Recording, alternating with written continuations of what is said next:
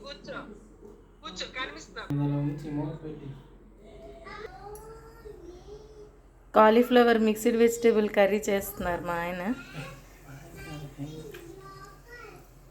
First oil వేసుకోవాలి మూకుట్లో. Already vegetables capsicum, ఆలు, carrot, మటరు, cauliflower ఒక విజిల్ వేయించి పక్కన పెట్టుకున్నాం. ఇందాక వీడియో తీయలేపాను, అది ఇందులో యాడ్ చేసుకోవాలి.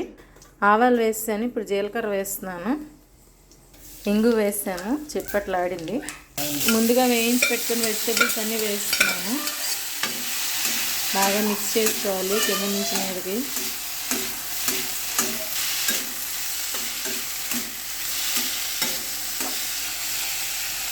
లిడ్తో క్లోజ్ చేసి ఒక 2 మినిట్స్ ఫ్రై అవ్వాలి. 2 మినిట్స్ తర్వాత మళ్ళీ కలుపుకోవాలి అడుగంటకుండా. మళ్ళీ ఇంకా 2 మినిట్స్ ఫ్రై చేసుకోవాలి. లైట్ బ్రౌన్ కలర్ వచ్చిందాక మనం బాగా ఫ్రై చేసుకోవాలి. 10 మినిట్స్ కలుపుతూ. ఈ ఫ్లేమ్లోనే పెట్టుకోవాలి, హై ఫ్లేమ్లో పెడితే మాడిపోతుంది.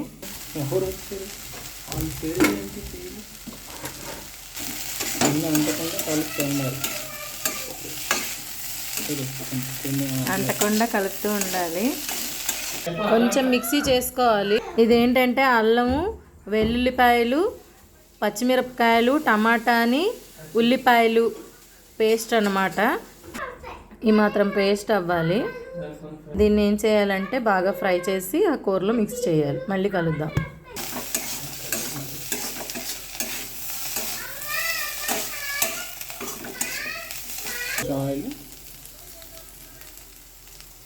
కొంచెం ఆయిల్ అలాగ వాల్స్ అన్ని చుట్టూ వేసుకోవాలి. వేగిపోయింది. దాన్నేమో వేరేగా ఒక గిన్నెలోకి తీసుకుంటున్నారు. మిక్సీ పెట్టుకున్నాం కదా మనం, ఆ పేస్ట్ అంతాని కొంచెం ఫ్రై చేసుకుంటాం అన్నమాట. అదేంటంటే టమాటా, ఉల్లిపాయ, అల్లము, వెల్లుల్లి, పచ్చిమిరపకాయలు. కొంచెం వాటర్ వేసి ఆ కార్నర్స్లో ఉన్నదంతా ఇలాగ మిక్స్ చేసుకొని ఇందులో వేసుకోవాలి.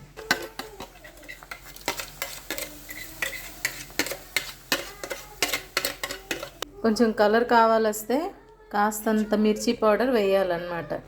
కొంచెం బాగా రెడ్గా ఉంటుంది, బాగుంటుంది. ఇందాక సాల్ట్ యాడ్ చేసుకోలేదు కదా, అందుకే ఈ పేస్ట్కి తగినంత సాల్ట్. లిడ్తో ఒక 2 మినిట్స్ కవర్ చేసుకోవాలి. ఆ బబుల్స్ అంతా వచ్చి పైన కొంచెం వాటర్లా తేలినాక అప్పుడు అందులో ఉన్న పచ్చివాసన అంతా పోతుంది. అలా చేసుకోవాలి. వేయించుకున్నవన్నీ ఒక పక్కన పెట్టుకున్నాను, మీరు కూడా ఇట్లానే పెట్టుకోండి.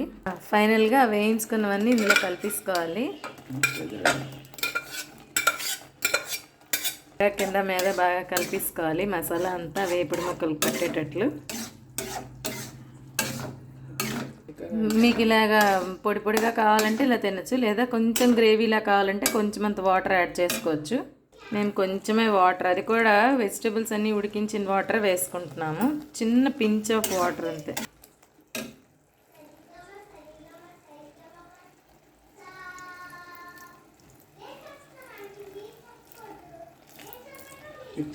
కూర అంతా అయిపోయింది. దానికి గార్నిష్ కోసం కొంచెం అంత కొత్తిమీర వేసుకుంటున్నాము పైన. బాగా మిక్స్ చేసుకుంటున్నాము. అది 2 మినిట్స్ మూత పెట్టి ఆపేయడమే. కూర అయిపోయింది. పన్నీరు, క్యాప్సికమ్ కడాయి వెజ్కి అయితేనే పెరుగు వేసుకోవాలి. దీంట్లో పెరుగు వేసుకోకుండా ఈజీగా చక్కగా చేసుకోవచ్చు. ఎంతో రుచికరమైన కూర రెడీ అయిపోయింది. ఇది రోటీకి చాలా బాగుంటుంది కాంబినేషన్. పూరీస్కి, చపాతీస్కి కూడా బాగుంటుంది. పుల్కాస్ కూడా. వాసన చూస్తేనే అదిరిపోతుంది. అది ఇంకా టేస్ట్ మరి చెప్పనవసరం లేదు. ఈ వీడియో కనుక మీకు నచ్చినట్లయితే లైక్ చేయండి, షేర్ చేయండి, సబ్స్క్రైబ్ చేయండి. ప్లీజ్ కొంచెం సపోర్ట్ చేయండి మాకు.